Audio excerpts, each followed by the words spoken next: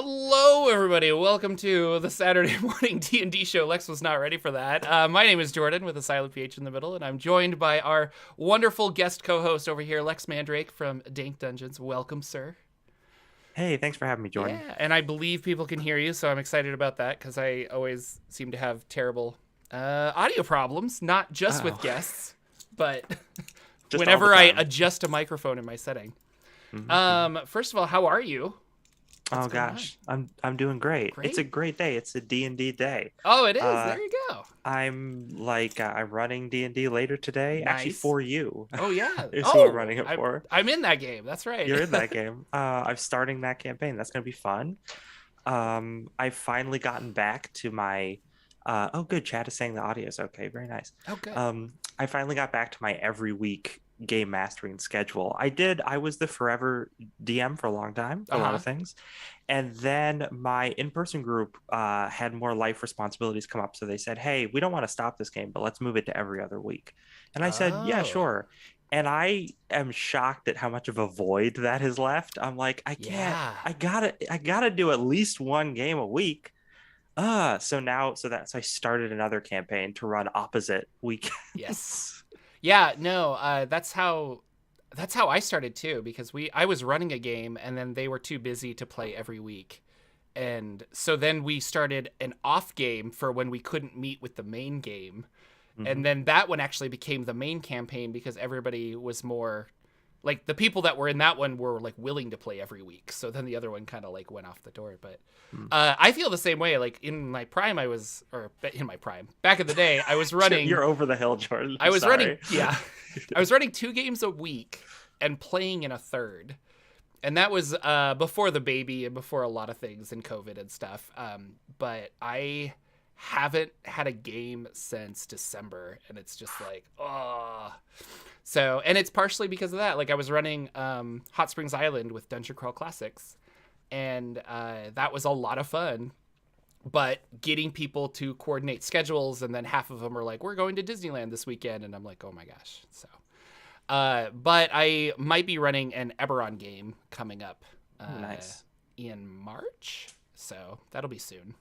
So I have to wait for their campaign to end, and then I can come in. So Actually, Eberron reminds me. I was just watching your delightful lore video on the Eberron planes, there you right? go.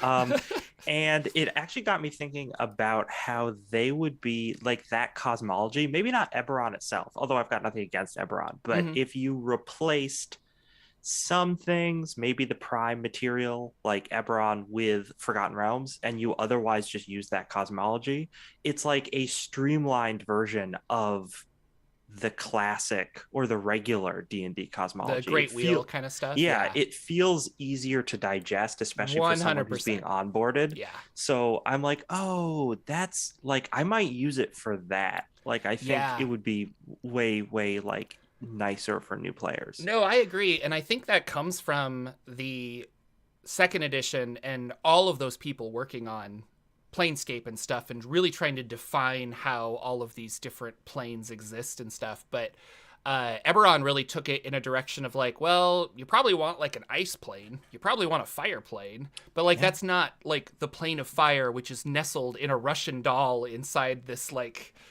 I don't know, just giant thing. So I like the complex Great Wheel, but I completely agree that the Eberron cosmology just kind of it's it's vague enough that when you explain it to players, they apply their own reasoning to it, and then they're Hmm. good to go. And I like that. And something else I really like is that they've somehow tracked the influence of these planes of existence, and so as they get closer to Eberron, it gets hotter or something, and maybe that's why you have summer in this region. And I'm like, I don't know. I just think that's kind of cool too. So It's cool. I definitely was like, oh, I would need to use that digital aid to figure that stuff out because it feels a little too complicated because there are how many planes? 13? 13, yeah. One of them is detached, so Hmm. really you just have 12 to worry about. So. Sure. But yeah, it's been fun. I've been reading a lot of Eberron stuff and with Keith Baker, and I don't think you know a lot about Eberron. We were talking about that before, but it's a really interesting setting the more I'm reading about it. And then I'm reading one of Keith Baker's Eberron novels that he wrote back in the early 2000s. to kind of get a feel for like what he envisions the world to be like, and that's been a lot of fun as well. So that's my game prep for this game that I'm running. I don't know the story yet, but we're gonna do that. So, but we're gonna explain this D&D celebrity show that Lex beforehand was like, I know nothing about any of this. I didn't see it in the notes until right before. Yeah, no, I put it like this morning or last night, but so there's a new D&D celebrity show, and I say celebrity, but it's kind of one of those organized ones by those organizations like D&D Beyond is doing this, and this one is Demiplane. So the company Demiplane, Lex, was Adam Bradford, who created D&D Beyond and got that whole business going. Okay. When they were bought by Fandom, he did not.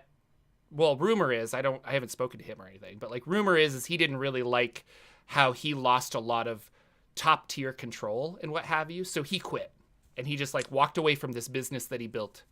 And then he went over and he announced a new business called Demiplane, which is literally the same thing, but for Pathfinder and now a lot of other RPGs as well.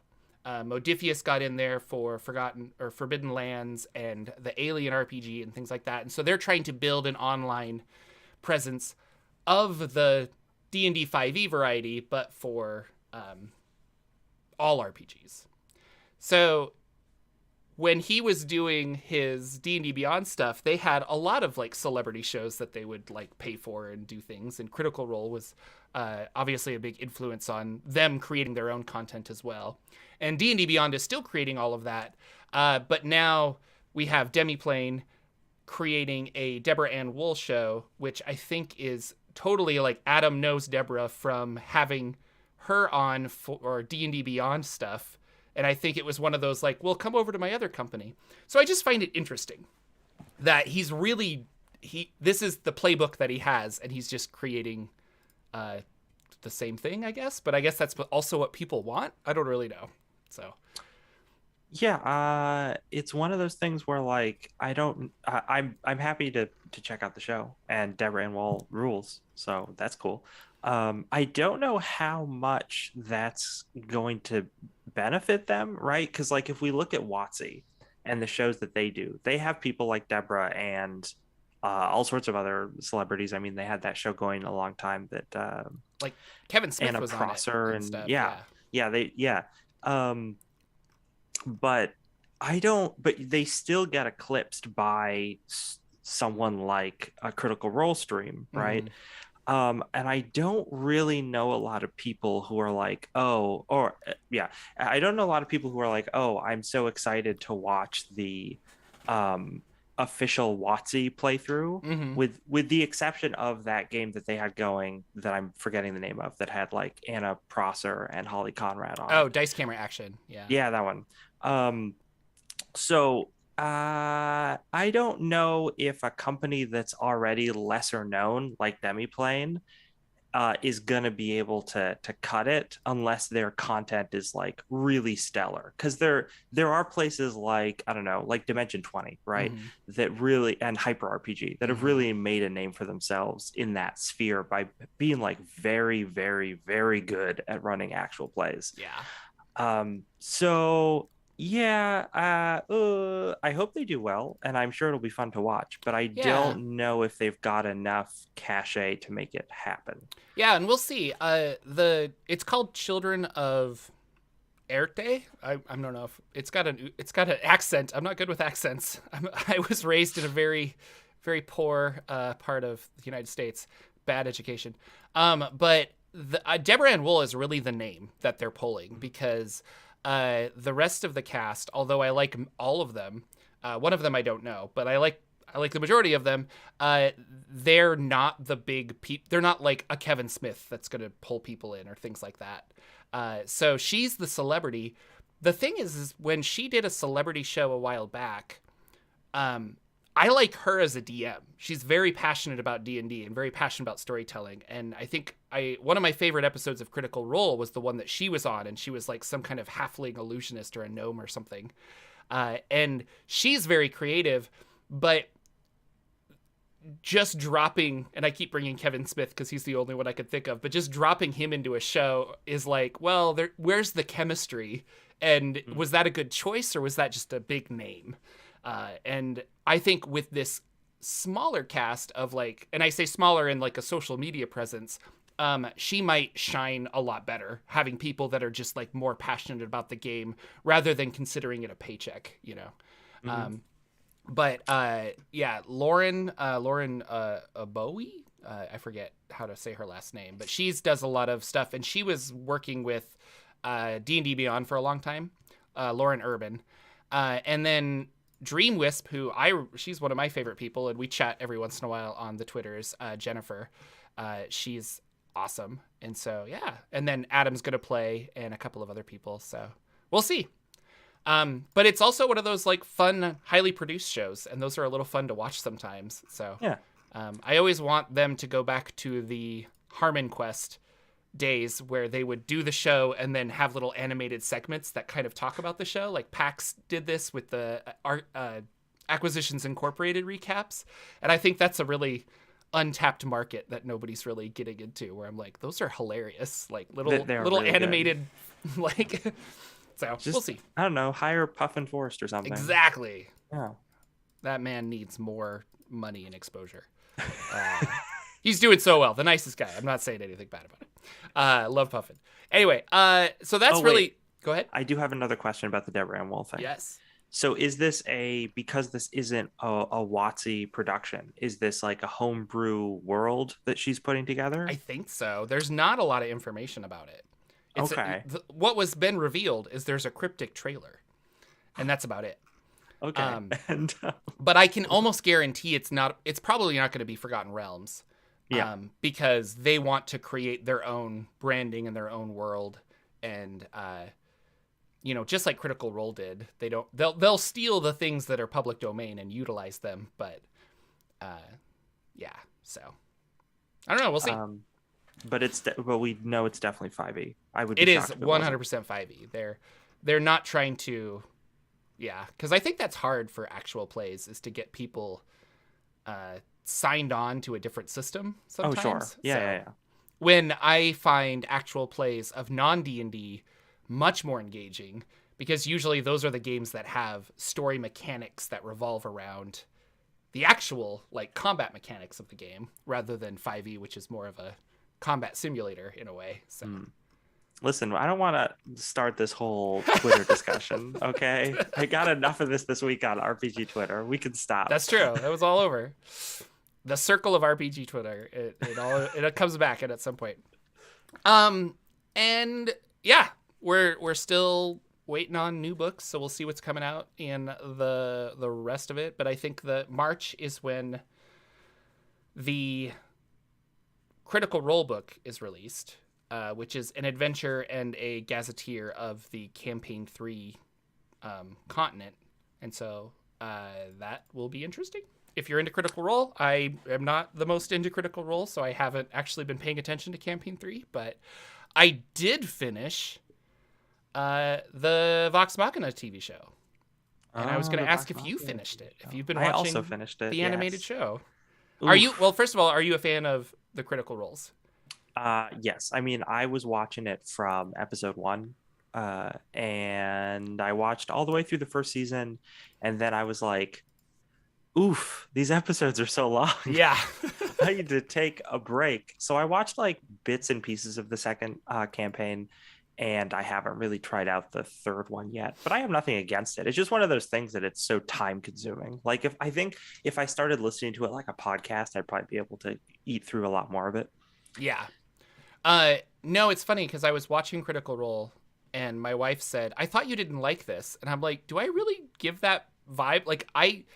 And I think it's the same thing where I'm like, I don't dislike Critical Role. I just don't feel like I have the time to keep up with it.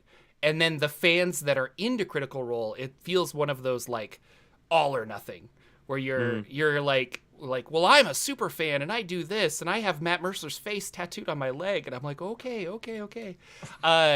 Where I'm like, I think he's a very talented DM and I really enjoy a lot of the stories. I just didn't have the time to catch up on 2 years worth of podcast before I start a new podcast, and it was exhausting. But with that being said, I did watch the show and I really liked it. Like I finally finished this and I thought the Critical Role show, these characters are interesting and they're very the adventure they had, and there were lots of surprises and lots of like, are they going to make it? And I'm wondering if I would have had that same feeling had I known the what is it, the Bramblewood story arc that they went through. So I mean, it maybe. I certainly, and at Briarwood, oh, the Briarwood, sorry. Whitestone arc, is yeah, the best arc, is also the smartest arc to do as their first season because it's very, very good. Um, I think that it's like, as someone who watched the show and enjoyed that, it felt very like weirdly nostalgic, even though it wasn't that long ago that it Yeah. was on. But it was like, oh, I remember when this thing happened in the campaign, and now they're translating it into a show. And it also felt like, wow, it's like I sat down and watched this whole story arc of the game, but it didn't take 12 hours. Exactly. And that's what I was thinking. Like I loved that I could just get, I don't know, like the most engaging beats and skip over all the shopping episodes and stuff. Even though they had a shopping episode They in did. the It in the was good. show. It was good. But okay, so how much spoilers can we go into Oh, I don't with know. I Critical guess I Role? can, I don't know. I would like so Lucian and I have been talking about it somewhat vaguely, I guess. But now that it's all out, I would like to talk about it. So I'm going to say spoilers if you haven't seen the Vox Machina show, because I finished the whole season and I wanted to ask you some questions about like what other arcs were there that they could have pulled from. Like I anticipated that this was the beginning of the show, but it's probably not. No, I'm actually blanking on what the arc order is specifically, but I Oh know yeah. the first arc is the Underdark one. Oh. So that was the one that has Clarota in it, which is such a good NPC. So I hope that they end up doing something with that later, although it's also one of those like, okay, so spoilers for the show, definitely. We're getting into that. This whole season one basically sets up a threat in the very beginning. Then they go to Whitestone and deal with all that stuff, and Mm. then the threat reemerges at the end, which is the those dragon boys, Oh yeah, those I was big wondering boys. about that. Yeah. Um, so it was like, okay, the Underdark thing also felt like a precursor to the Chroma Conclave, the Dragon Arc. So I don't know how you introduce that after you do the Dragon Arc, which seems to be what they're doing, or how you shove it into like the middle of that. So Hmm. I feel like they're just not going to do the Underdark thing, which fine, okay, I'll live. Um, Maybe but that NPC will come back later, like in a hopefully, different way. if they can still please run into Clarota somewhere, I'd appreciate it. But yeah, like I think the Whitestone arc and the Conclave arc are like probably my favorites, and then the final one, which I forget the name of, but it's the one, with your boy Vecna. Right. Who Um, is the whispered one? If I'm thinking it's correctly. the yeah, it Like I don't definitely, think they it's could gotta use the be. word Vecna uh, when they were doing the show, maybe, or when he created the Taldore book that wasn't associated with Wizards of the Coast. Yeah, definitely for the book. I wonder if they can get permission to use it in the show. That would be interesting. If Uh, anybody could, it would be them, right? right. Yeah. Because I think that probably just helps their brand and helps them sell more Hand and Eyes of Vecna through WizKids and who knows. Yeah. But no, I was very intrigued. I love this idea of the ritual was maybe successful, or like the ritual was I actually used you the whole time, like dumb enemy that we're attacking, and now there's this weird spinning ball of death that's just kind of like Mhm. hanging out. And I'm like, that I thought that was really interesting, and like we're gonna have people look into it and then they're gonna come back in like 5 years and something really bad has happened because they didn't take care of it back then. And so I like this Yeah. idea. So And that's pretty much what happens yeah. in the in the original campaign, which is good. It's a nice little sort of like dangling thread that you can come back to later. Yeah. But okay, so in terms of like big strokes, was there anything that you did not like about the season? Any like major things? Because I can only think of one. I didn't. Well, the first two episodes I didn't really care for because it felt like a pilot. And then I feel like they got moving with this Briarwoods business, so I was excited about that. But like something that stuck out, and a lot of it is maybe because I am familiar-ish with Critical Role. Uh, I I don't know. I didn't like Scanlan very much. I thought that he was You just didn't like annoying, but you didn't like I Scanlan? did like how he found like super uh metal powers to make his magic hand go even higher during an acid spill. So I was like, okay, that's kind of fun. That was funny. But I don't know. I'm trying to think of something that really upset me, and I can't put my hand on it. But Um, the only thing that I did not like about this show, and this has nothing to do with the writing and everything to do with the animation, uh, so I did like those first two episodes a lot. The thing I didn't like about them is the dragon is CGI, and I oh, they just did think that it looked cheaper. awful. Yeah. Just real, especially that big fight scene they have with it when it's flying around the cavern, and I'm like, wow, that looks very blocky and like it moves weird, and I don't like it. I wonder if But that was they to like finish the show quicker or something because maybe, or just I'm sure it would have been very expensive to animate like yeah. a giant thing Because the like that. ziggurat at times was very CG-ish too. Now that I'm thinking about it, I think there was a Yeah, but couple most of the points. characters weren't, Yeah, the right? characters were Like not, yeah, a and lot the of the fight scenes effects weren't, were, yeah. yeah. But yeah, and I'm a little worried about the Chroma Conclave thing. If it's just like they fight a bunch of CG dragons and that's the whole story arc, because I'm like, I'm not really looking forward to that because I did not enjoy that fight scene at all Yeah. in the first season. But that's yeah, that's really my only problem with it. I don't know why everyone's so down on Scanlan. That seems to be a thing that I hear a Really? lot on the I thought it was internet. just me because I know he's the most beloved, like he's the most beloved Sam of all people. Hmm. Like I like he's the favorite of a lot of people, and I liked his character in campaign 2 a lot. But I'm just not familiar with Vox Machina, and the more I was here, I was just like, man, this guy's annoying. Like I really like every other character, but he's just like really frustrating. So he did have a good moment though, where he was like trying to be a decoy, and uh, that was a fun section where it was like a Scanlan by himself, like I can do this, I can save the people. Oh, this is not what I expected at all. And then so Well, that was yeah, I knew that was coming because I think that was probably my favorite part from that arc when I watched the show. And I'm like, Scanlan's gonna turn into a dinosaur. I am here for it. And then when that episode started, I'm like, yes, it's happening. awesome, super So that good. was yeah, a lot of fun. Um, but yeah, I like if you haven't seen the show, I'm sorry that we spoiled a bunch of random things for you. But you should watch it because it's quite good It is. and really a benchmark of sort of like what a D&D show should be. Yes, it wasn't people playing D&D, it was just a story in that world.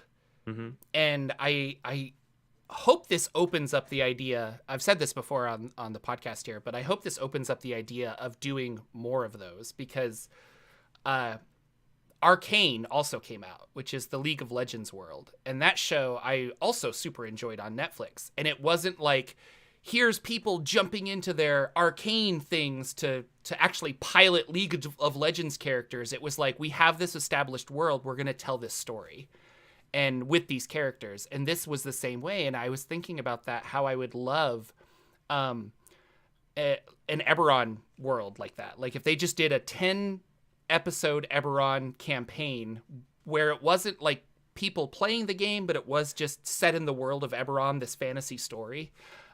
And the stakes are important to the characters, not necessarily to the entire world. I would really like to see that. Same with the Forgotten Realms. I think it would be really cool to see like I don't Dritz has been done to death, but like something interesting like that would be really fun. So Yeah, no. So that's interesting that you bring up Arcane because that's a really, I mean, okay. warning, I haven't actually watched Arcane. I've just watched I think like you would like it. some clips. No, I think I would as well. I just haven't gotten around to it. It's not because I don't want to. It's just laziness. But I think that feels like an example to me of like, here's a show that has a very unique world, and we're going to explore that. Whereas Critical Role feels like here's a show that has very unique characters, and we're going, or not maybe unique characters, but very sort of classic character archetypes that are fun, and we're just going to revolve around that. Because if you look at the world of Exandria, like, you could have just set that in the Forgotten Realms. You could set that in a traditional fantasy Probably, thing. yeah. Like, there's nothing about it that is super odd or out there. Hmm. And that's good, especially if you're trying to onboard people and you're trying to just make a D&D show that is Yeah. like, it's a generic fantasy world. There's What are a the things you castle. think I don't have to yeah, explain to you that the castles do this. You understand the concept of a castle, you know? yeah, So, there's like, oh, there's an airship. I guess that's a little off color, but it's fine. You can roll with it. There are dragons. Look. yeah. Um, but yeah, I mean, I think that's really useful for it, and it just gives that kind of general, like, oh, a D&D game is like this. You have a fantasy world, you have these characters that are Yeah. representing the different archetypes of their classes, and then you're just gonna have a fun, goofy time Yeah. killing monsters. No, and I think it'll open up the doors to do, like, anytime something like this is popular, and so the Amazon show's taking off and Arcane did really well, you get producers that are just like, what can we buy? What can we make? Like, who has something out there? And so we're probably going to see a lot of really terrible stuff. Oh, sure. But the D&D movie that they filmed, if they do that kind of in the same correct way, where it's like, here's just a story about these people, they're really interesting characters, and the world is actually a lot bigger than you know. Or than what is perceived, because I think that's the reason Star Wars was so popular, is they didn't explain things. Like, you really liked these characters, and then later on people went home and they're just like, well, what about this planet? What about this planet? And like, the whole world kind of, you got the sense that the world was a lot bigger than just those characters. And I get the sense of that with Arcane and with Vox Machina, and I hope that, I don't know, creates more creative storytelling, because I would love to see more really cool fantasy shows like this, and you don't see a lot of those. So, and I really hope that the D&D movie is good. Not that any D&D brand movie has ever been good. Never. So it's not they don't have a great track record. But if it was good, I think that we could definitely usher in this time of like, oh, here's like adventure fantasy movies that are not these big grandiose things like Lord of the Rings, Yes. right? Because that sort of ushered in that kind of the popularity of that kind of genre, which is not a bad genre. It's great, but it can be a little self-serious. Mm-hmm.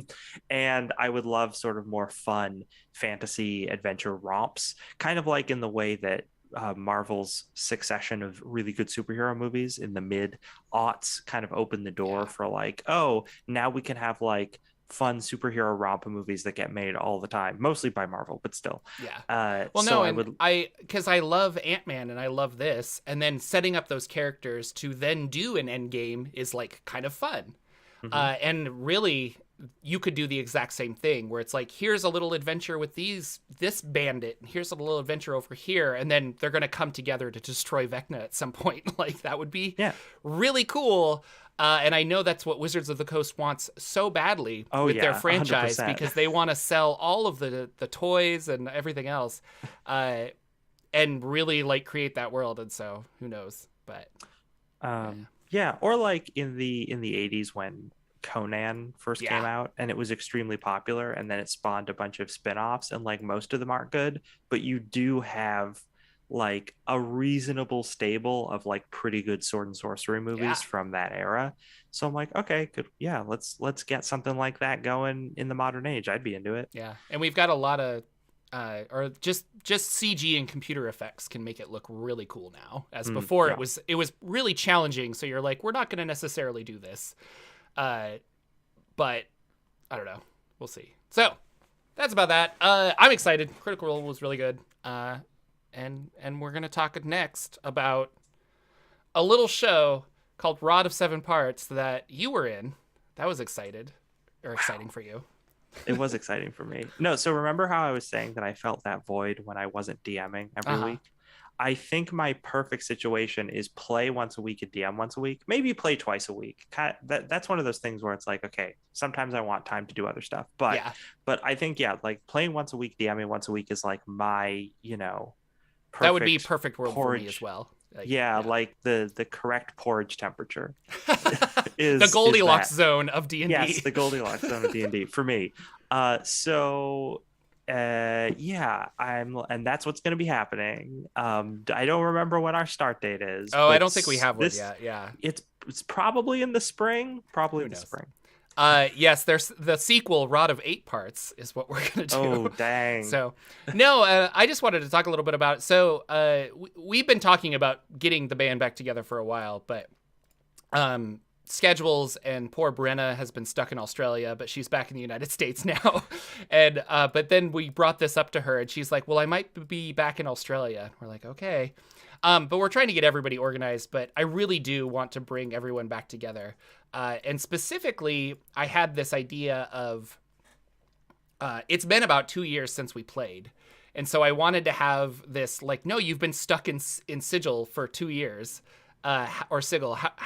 What have you been doing in these 2 years? And so I'm toying with this idea of having one-on-one sessions with all of you leading up to whatever, like, summer date that we're going to start. And I think that would be a lot of fun. And I do have a plan for the next arc and stuff. I think I'm going to borrow another 2E adventure that I've wanted to run for a while and kind of like change it up as I need to. But No, I know exactly what adventure you're thinking of, Oh. and I have not read it, so Good.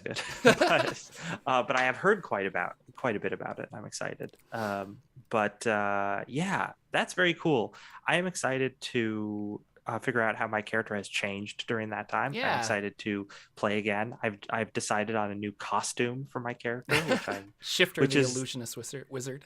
Yeah, I could really have any costume at any given time, considering my power set, but.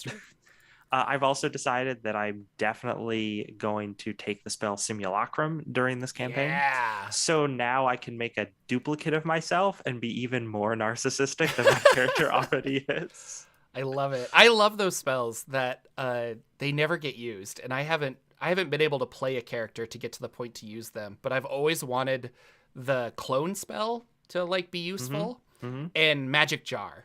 Like I sit down and I think about Magic Jar and how like you could use it in some cool way. And then I'll never be able to play a character that gets to that level, but we'll see. I did have a character who was in a Critical Role campaign, and he was a Conjuration Wizard, Joshe. Manu was his name. And he actually ended up becoming the villain. As we finished the campaign, I pledged my allegiance to Tiamat and then disappeared in a divine burst of necrotic energy or something. So we don't know what's going to happen, but we've been talking if they start those, or if we play those characters again, that maybe I can be like a clone or something, and actually Joshe can come back and be like, well, no, like evil Joshe did that, but like clone Joshe's here for you guys. Like it's gonna be good. And so, I'm the good one. Like I love this idea of like, no, that's evil Joshe. Like I'm good clone Joshe. It's fine. They took out the bad genes when they reformed me. It's okay. Oof. So. Which is the cool thing about D&D is you could just do just about anything. So, yeah. So that's a little teaser for you guys. We don't have a date set, but the Banana Bunch will be back, and we'll be doing some more streaming on Ted's channel with that. Yeah, Nerd Immersion. We're gonna do it more. So that's, I mean, for those who are unfamiliar, that's 5e. Yeah. At this point, a higher level campaign. We started like third or something. You started at level 4 or 5. Oh, okay. And then we finished the campaign, and it was like a 10-month campaign. And I think you guys finished at 12. Yeah. Or you finished at 11, and then I think like the act of finishing the game, I'm like, you can be level 12. So sure. So yeah, we're definitely gonna be continuing. That'll be fun. That, and it's gonna be good. And yeah, I mean, it's gonna be a high level D&D game, and almost everyone in the party is a caster. Yeah. This has been a fun one where we have no. healers. Like we have a warlock and then LB is constantly like, well, can I like change this up? Because I think she's always like, because of the 3 casters, you guys do so much crazy shit. And then you have poor rogue LB who's like, what? But she's got the Demonomicon of Igwilv. She's fine. She'll be okay. Oh, that's true. She does have that. Wow. We're a very high level, powerful party. Because so Brenna plays the Celestial Pact Warlock, so we get a little bit of healing out of that. And then I'm a wizard and Ted is a wizard, but we're playing very different wizards. So I'm like an illusionist control wizard, and he's a Blade Singer. That's what it's called. And he's a Jedi. He has a laser sword, and very, very good in combat. And then yes, LB is she's already multi-classed, right? She's a rogue fighter. I think she took fighter. So, but she respec once because she wasn't having fun with what she was doing, and there was something about bonus actions where she's like, well, I used my bonus action to do this, so I never actually get to utilize this part of my character. And I was like, oh yeah, that's fine. So she swapped it up for another rogue, but I don't remember. So, but that's my point. I want people to have fun in my games. You want people to have fun? I'm not going to punish you for making a bad decision. I don't get it. Yeah. But sure, whatever you want to do. Zine Month. What's going on with Zine Month, sir? Zemo 2020, not the villain from Captain America, but Zemo 2022. Excuse you. Zine Month. It's Zine Month, everyone. That's this month. This month is almost over. Zine Month is almost over. So head over to zinemonth.com and look for some stuff. Actually go to zinemonth.com. So people may be familiar with Zine Quest, perhaps. I'm not sure. Even that is a little, like a little underground. But that was something that Kickstarter did the last couple of years, and it was just their official sort of promotion of like, hey, let's have indie RPG creators make zines and put them up as crowdfunding projects. And it was very successful. Both years they did it. And then this year they didn't say whether they were going to do it until like a month before it usually happens. Yeah. And they were like, oh, we're probably not doing it. And everyone was like, oh, okay, well, everyone likes to make zines at this time of year, so let's just do our own thing. Well, and that's the thing, is people were planning on making a zine for this time frame. And so then they were like, well, we're not going to do it. And then there were people saying, well, we're going to push it back to August. But the wishy-washiness of Kickstarter made everybody like, well, we'll just do it ourselves because we're indie RPG people. This is what we do. Yeah, we strike out on our own. That's kind of our thing. Yeah. So, so I forget the name of the person who started it, but there was a person started a website for Zine Month, which you have linked to in the chat. And they were basically like, okay, if you're going to do a crowdfunding project, it doesn't matter where the crowdfunding is happening, like Kickstarter or any other kind of platform, post an entry of it on this page so people will be able to find it within all the stuff. And man, there are a lot of people that signed up to do stuff for it. I think it's like... I hope they redesign this site so I can find things easier, because it's kind of frustrating. But it's really difficult. They really need some... But what I thought was cool is if you go to resources on the site, they list like, here are places to fund that aren't Kickstarter. And a lot of these I didn't know about. And so I thought that was kind of fun to just know that there's other people out there building stuff and looking for crowdfunding. So for sure. Cool. It's great. It's like, especially since a lot of people, especially in the indie scene and I mean all over, are now wary of Kickstarter because they were like, hey guys, how do you feel about the blockchain? Yeah. And a bunch of people are like, no, I hate it. I'm going to use a different site. Yeah. So you have this really nice mix of people who are doing the Kickstarter route, people who are doing itch.io, because that has a funding feature, and other stuff like Gumroad and GameFound and some other things. So it's cool. It's nice to see everyone sort of tied together, even though they're in disparate places. The site does need to have better search optimization, because it's like, but it's their first year. I think they were just trying to get it up and running. So I'm giving them credit. I'm just saying, like, in the future, I would love to be able to filter by like system or generic, like this is an open system or this is a hex crawl, so I can really like dig down, because there were so many entries, and maybe they weren't expecting this many either. So Who That might knows? have been part of it because there's like your page, a page of the site holds like 12 entries, and then there's like 15 pages. So you Hmm. kind of just have to keep going page by page to like Yeah. find stuff, and it's not great, but it's overall it's a nice thing. There's been Yeah. so many fun projects. Yeah.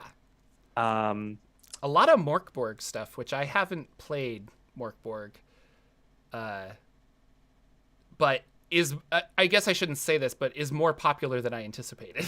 Like, there's a lot of people that are like creating indie stuff for it. And I was like, oh, so Yeah, I'm excited that that game continues to be successful because obviously like it's so eye-catching that I got why it yeah. made such a splash when it first showed up.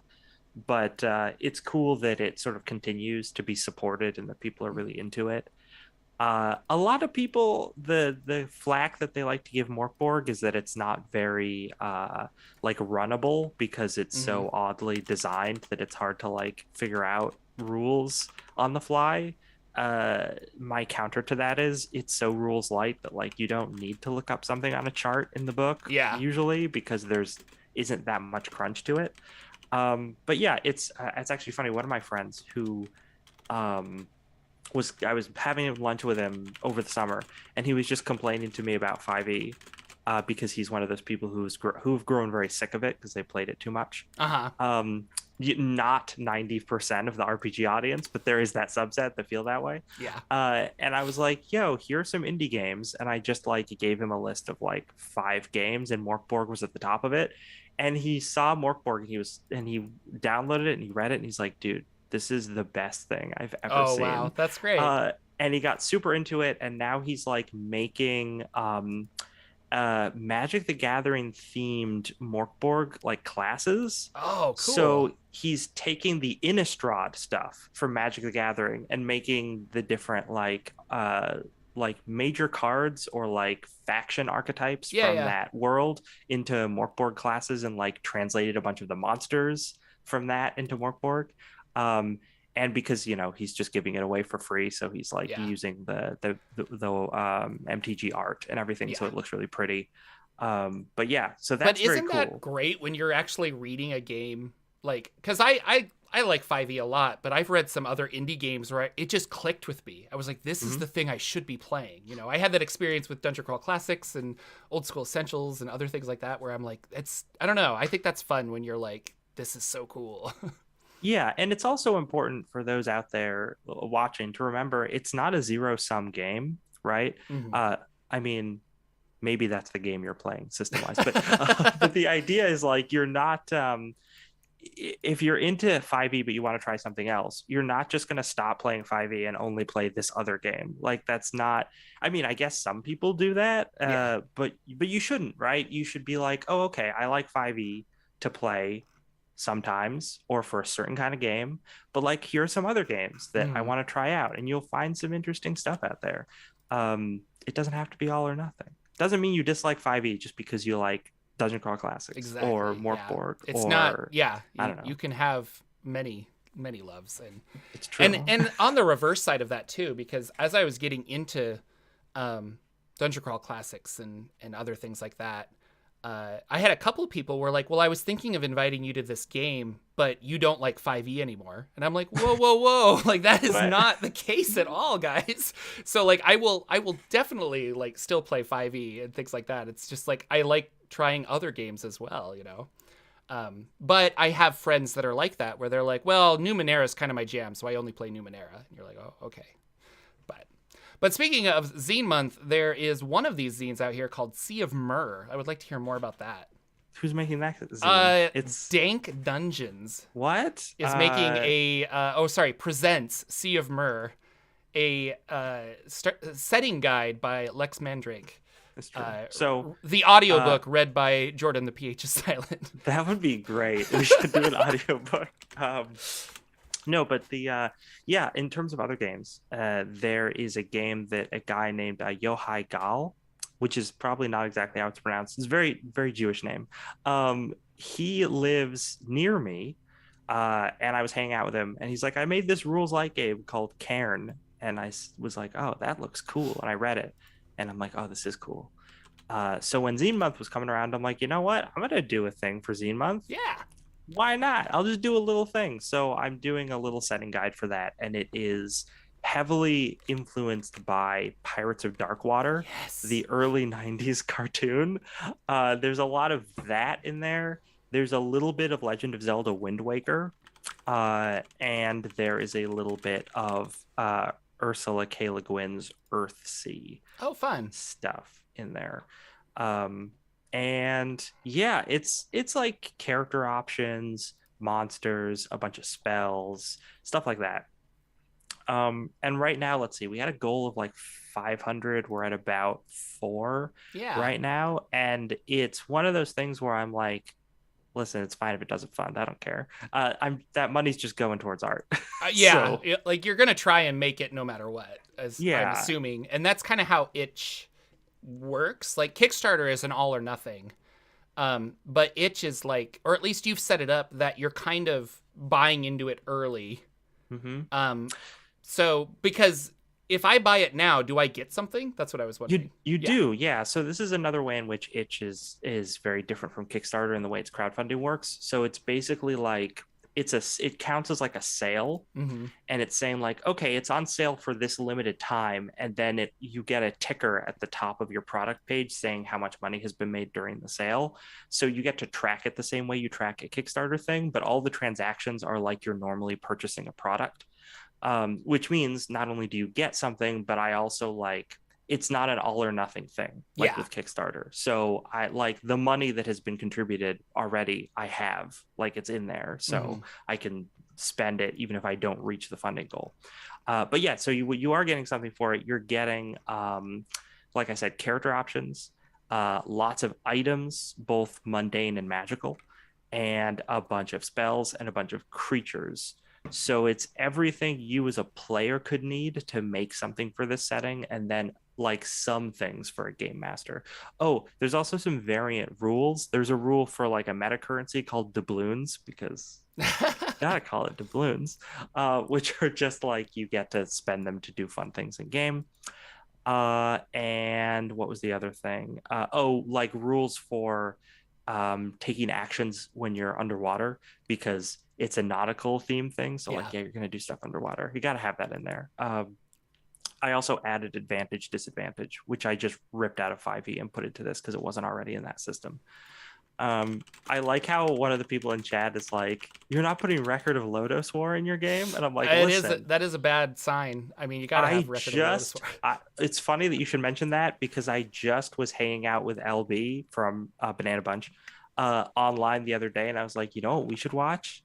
Record of Lodoss War. And she was like, what is that? And I'm like, it's D&D the anime, and Yeah. it's great. It So is great. Good luck so finding it. I haven't been able to find a copy of it. I got it. Oh, Listen. really? Okay, there you go. Yeah. Because we were talking about it a couple shows ago, and I'm like, oh, and I like went looking for it. I couldn't. I found a Spanish dub of it, and I was like, oh, Ooh. this is not as fun as I want. Still fun, but But yeah, so I just started rewatching that, and it's great. And no, my current product has nothing to do with that in terms of inspiration. But do I want to make a product that's inspired by Record of Lodoss War? Yes. Very At cool. some point, I probably will. Yeah. So it's the sale right now is like $5 for this, and so yeah. And Lex writes really good stuff. You should go check it out. I encourage you, and then help him reach his $500 goal. Yeah, it's fun. There's you can play as a aquatic goblin, a merblin as they're called, and get a riding turtle as as part of your starting gear. Or you can play as a big crab person, a hermit crab person. They're great. Okay. So not okay. I want to be a hermit crab person. That sounds fun. Yeah, they're fun. Like the weird Forgotten Realms lobster people that they kind of forgot existed and then brought back Aldani. for Tomb of Annihilation, I think. Yeah. So. I was thinking of, here's a deeper cut. I was thinking of the Homerids from Magic the Gathering. What is it, like Fallen Empires or something? Or the Dark? Those things looked weird. But no, I made like a hermit crab person. So you get to your shell that you carry around because you're person size. Yeah, You yeah. have a big shell, and that's like your armor. So you start off with like really heavy, like really big armor, which is fun. But yeah, so those are in the class archetypes, and you can also like I love pirate is it. obviously in there, and there's a bunch of other fun little things, merchant sailors, That's cool. and like aquatic sorcerers and priests and things like that. So aside from yours, which is awesome, what other Zine Month things have been on your radar that you are Ooh, thinking about? so many. So the big ones, the big ones that honestly don't need your money, but you might want to fund anyway because they're really cool, especially if you're into indie game stuff. Are Knock issue 3 is crowdfunding right now, and Old School Essentials. Yeah, Old School Essentials box sets are Yeah. funding right now. So, like you held up with Knock, it's a magazine. It's pretty thick, right? There's a lot to it. The graphic design, wow, I can't see that at Yep, all. it's pretty white. Your camera cannot There we adjust go. to it. The graphic design is all done by the dude who did the graphic design for Morkborg. Mhm. So if you want that kind of feel, but like as a magazine, then that's for you. And And easier to read than Morkborg, I oh think. yeah, way Like, easier. Uh, actually is like a magazine. Where Morkborg, I think one of the reasons I'm always surprised that it does so well is I'm like, I don't where are the rules on this really cool page? But I digress. Sorry. Yeah, no, I mean, Morkborg definitely feels like that designer whose name is escaping me right now was just going off the wall and doing all sorts of stuff. And Knock feels like they have a very focused sort of like goal that they're trying to hit Yeah. with every page. So what I And held they're up was doing it. Knock 1 and 2, and Mhm. Knock 3 is currently kickstarting Yeah. right now. And I would highly recommend it. It's like they wanted to raise like $5,000 and they're at over 100 right now. I thought it was Um, funny that all they wanted was like 5,000. I'm yeah. like, that seems very low for a full physical print run of like a sizable book, but So whatever. They the content, we do have a cat on stream. yeah. The Felix is definitely cleaning his butt, so I'm sorry. taking a bath, hey, gotta stay clean. The it's what was I gonna say? It's most of the content is essays, like Yeah. blog post style essays that people have written that have either already existed on the internet, but the creators of the magazine thought were really cool and wanted to include them, or they're commissioned essays from other writers. And I think it's like the first Knock is almost entirely stuff from the internet that's been compiled, and then the farther in we go, the more they're like commissioning Yeah. because the more new content they need. And then the other And it's stuff, really good thing. It's really cool articles to kind of just talk about the tabletop RPG as a whole. And Mhm. sometimes it's like, and I'll give you an extra like random table for whatever reasons. And so I find them very inspirational. And I was sad that I missed the first 2 Knock Kickstarters, but was lucky enough to find out that the website, they were doing a reprint, and so that's how I got my copies. And you can buy them as PDF. That's they're always available as PDF. But I Yep. like, the collector in me really likes having these physical copies. So There's some other content that they include in there, like dungeons and Mhm. classes and spells and things like that. Most of them are spec'd for um, like OSR versions of D&D, so yeah. either like original D&D or basic expert or something like that. But if you want to convert them to 5e, it probably wouldn't be that difficult. So yeah, that's what those contains. They're really fun. Check them out. The Old School Essentials one is going back to Basic Expert. For those who don't know, Old School Essentials is the rewrite of Basic Expert. And in the past, they've had lovely box sets that have a bunch of like thin books. Yeah. Where Hardback, it's, but they're yeah, they're thinner, and it's like, here's just the magic items, or here's just the monsters and stuff. Mm-hmm. So it feels like it would be really great to have those at the table for when it's like, oh, okay, whoever's playing the wizard needs the spell book for this thing, but then someone else needs to look at something else for their class, and you can actually divvy the books up and pass them around. That feels like it would make it a lot easier. Plus, they're just really pretty and they're really well made. So what I heard happened is, from a production standpoint, they want to make like 2 or 3 big tomes, and that's actually what I got with my Old School Essentials.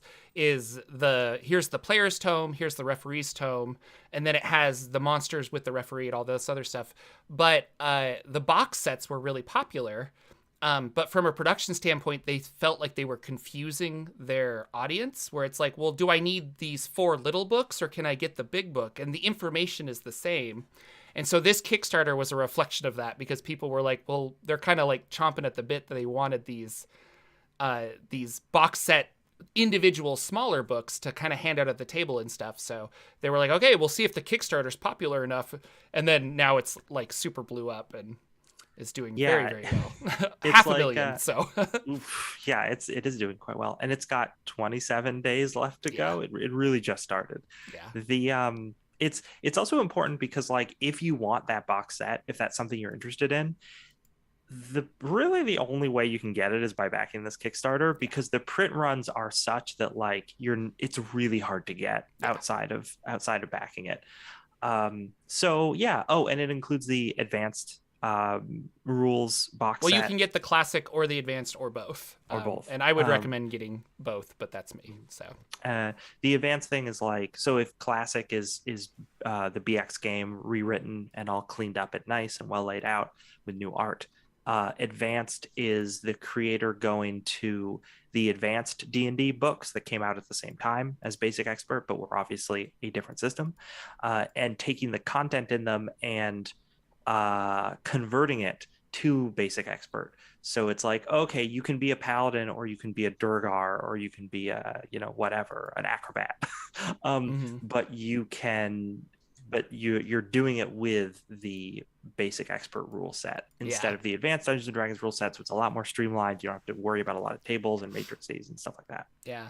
So there's Steve asks, like, what's the draw of Old School Essentials? And I'm trying to put that into words. I'm not sure. I love it. I love the art. I love the gameplay. I ran you guys through a game of Old School Essentials. I don't know. Like, I like the simplicity of it, and it's D&D, but it's slightly different. And I don't know. So do you have a good answer? Yeah. I mean, I think you really hit on it with the simplicity thing. For me, that's the big thing about it, is it's like, oh, okay, here's a rule set that's like way easier to pick up and play, but it's still D&D, so you get to scratch that itch and don't have to like refer to a bunch of different rules to play it. Like, I have so many of these zines that I've been picking up that are kind of like a 1 or 2 shot. And sometimes I don't want to make a whole 5e character for this, or I don't want to learn a whole new system. And Old School Essentials is great for that, where it's like, hey guys, just come over. Like, what do you want to play? A thief. Okay, here you go. We're going to jump in and just run through it. And so it's been, I don't know. I like it for that, just to kind of play through some of these stories that I have. So yeah, I think that the other big argument for it, and I think this is with the OSR in general, but certainly with this game as well, is it kind of gives you a different feel to the gameplay than a modern game would, because a lot of the modern design philosophy, especially in 5e, but really in anything from the 90s onward, is this idea that you have, like, your character is like a badass superhero, like they're really powerful and they're gonna beat up the big monsters. It's gonna be this giant fight, explosions everywhere, everyone's casting fireball, everyone can fly, resurrections all over the place, and that's certainly like a fun form of game to play. But a lot of these old school games are like, hey, you're gonna like just survive by the skin of your teeth, because you've got very few tools to work with, and you have to make all of them count, and it's much more dangerous and challenging, I guess, if you want to think of it that way. And I think there's an appeal to that gameplay, and again, it's like, that's not for everybody, and there's nothing wrong with that, right? So I got nothing against it if you'd rather play the style of game that 5e is offering you. That's totally cool and a great kind of game to play. But sometimes I like to play something where I'm like, and so some people are like, well, will I like it? And I'm like, I have no idea, because I can't tell you that. I really like it for a lot of the things that Lex was saying here, but I have introduced the OSR style games to some of my friends, and they were very turned off by it because they weren't superheroes. And they didn't understand the idea of, like, but I want to go in and save the day. And I'm like, oh, sometimes you run away from the monsters, and they didn't like that. So it literally is your preference. Yeah. And so I learned then that it's like, it's not for everybody. But the people that do enjoy it, it can be a lot of fun. So For sure. So yeah, I think that's the main thing to consider if you want to get into that scene or buy that game. Because I also get that like it's what is it like $100 if you want to get yeah, both it's kind of both sets. expensive. So So if you're not sure if you're gonna like it, maybe don't drop maybe that pick amount of up the money. free PDF on Yeah, drive-through. there actually And is a yeah, really nice free PDF. I think it's like 50 pages. It's yeah, basically yeah. it's most of the rules for the classic game I wonder if I can find system. it quick. Yeah, and it's got like it's got really nice art in that as well. That's like specifically for that document. So yeah, no, check that out. See if it's good. You've got 26 days. So if you're Yeah, like, to think hey, about it. yeah, if you're like, hey, I did really like this playtest packet thing. Let me um, buy the thing. this is for Old School Essentials, which is an OSR type game. OSR, Old School Renaissance, are taking the free rules that we kind of had for third edition and reworking them into something interesting and cool. So for Old School Essentials, if you don't think you'll like it, I would definitely download this PDF. It's the free basic rules, and you can see if it's up your alley. Because this is not new. This is a reprint of the stuff that they've been working on. This is just a way to get the box set in print form. So Yeah. Yeah. I will say that. So yeah, I mean so those are the big things that are crowdfunding this month that like again they don't need your money. They have plenty of money. Yeah. But they're very worth checking out if you want to get into that scene. But in terms of zines, the zine scenes, there's a couple that I wanted to mention that are Please do. funding that are smaller creators. One of them is Discordantopia, which I think I'm pronouncing right. Okay. It's They're doing very well. It is doing well. It That's had good. it had a goal of like $1,000 and it's like at 1,500 right now. And I mean, it kind of looks like a Mobius painting. If you're familiar with Mobius's work, he's the dude who influenced The Fifth Element. The Fifth Element is not technically Mobius, but it's basically Mobius, like the whole aesthetic of that movie. So this game is kind of like a science fantasy sort of thing. A dystopian punk spelljammer city. I like this. Yes, a dystopian punk spelljammer city. That it's just wacky and weird, and it looks like really interesting. It is made to be played with Troika, which is an indie game that you should look up. It's very easy to play. Or Polka, which I only just recently found out about, and it converts Troika to a dice system or a dice pool system instead of a roll under system. Oh, okay. And it's like a page of rules because Troika is already pretty rules light. But it's a very interesting little conversion that I actually really want to try out. I mean, now, like with anything with like OSR rules light content, you can kind of just take it and then port it to something else without like a huge amount of work. So even if you're like, I want to play this in 5e, you probably could. Yeah. you probably could. But yeah, so that looks fun. I thought that had a lot of personality. Also, we have the Archon. Is it Archon or Archon? I think it's the Archon ruins, but it's probably wrong. Archon. Yeah, I just don't know how to speak or read. That's a problem. I am right there with you. So it's so this is another little setting guide, and it's from Gnarled Monster, who does a ton of like maps and stuff. They're like a writer and an artist. Yeah, because they are blessed with being able to do both of those things. The art is amazing. Like this so totally cool. captures the OSR. I feel like it has the vibe of the divine beasts from Legend of Zelda Breath of the Wild, which I really really like, but kind of a little smaller for one thing, but also a little more kind of like, I don't know, a little more like a traditional dungeon crawly thing, or like there's a little bit of Dark Souls in there. Yeah. There's, what are they called? Are they called Pot King? Yeah.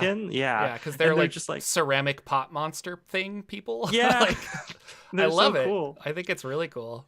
So yeah, this is another thing that like kind it's of doing Final very Fantasy-ish too, like way back in the day, early Final Fantasy. So it's but yeah, it's like a region. There's a bunch of nice hex maps. There's monsters and NPCs and items and like generators for other monsters. So if you want like a fun little setting guide, this is a thing that's worth picking up. For sure. So there are our recommendations. Sea of Myr, the Archon Ruins, Discord and Topia, and Old School Essentials and Knock, obviously. And I will, if you're watching this later on, I will put links to all of this down in the comments or in the description. If you're listening on podcast, the show notes should have all of those as well. But I think that's our show, Mr. Lex. Thank you again for joining us. Thanks for having me. Super excited to have you over. That was a lot of fun. And where can people find you if they want to know more? Obviously, they can check out Sea of Myr, but where are you on the interwebs? You can find me on Twitter at Dank Dungeons, and that is where I am posting most frequently. And there is like a link tree on there, which links to, my itch page. I have written a bunch of stuff for DMsGuild. So if you want 5e content that I've made, it's up there. Yeah. And what else do I do? Oh, I make music sometimes. I have a Bandcamp where I have albums / RPG products.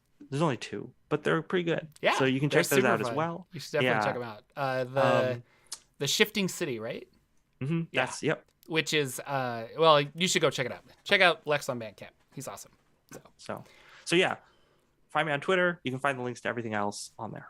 That's awesome. Well, thank you again so much. I'm obviously Jordan with a silent PH in the middle. And we'll be back next week with Lucian, I think. We'll see if he's still out of town. I'm not sure what's going on. But we might be back with him. Thank you again, Lex, for being on here. And for the rest of you, we'll see you next week on another episode of the Saturday Morning D&D Show. Take care.